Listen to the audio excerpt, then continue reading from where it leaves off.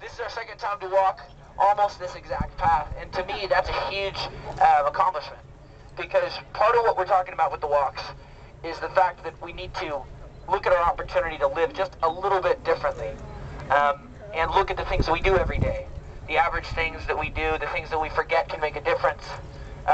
We help to provide thousands of shoes. You guys help to provide thousands of Tom's shoes through your walks last year, through the walks that we did with Tom's.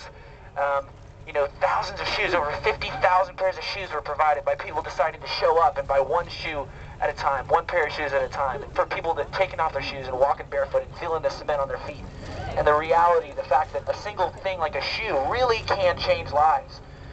When we were in South Africa last November, after doing 48 walks in rain and hot weather that blistered our feet, as well as many of yours, through rain and through snow, those 48 one-mile walks were not just a demonstration, they were an action.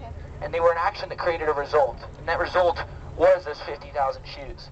And when we walked into villages in South Africa, we went into little villages where you've got kids that walk kilometers, multiple kilometers every day, multiple miles every day, just to go to school and go back from school, if they're lucky enough to be one of those that gets to go to school.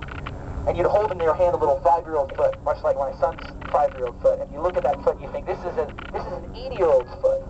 This is a person that a 5-year-old your foot shouldn't be calloused like this.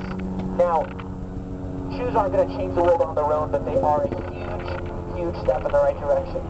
And one of the main reasons for that is because we don't realize how many little things we can do that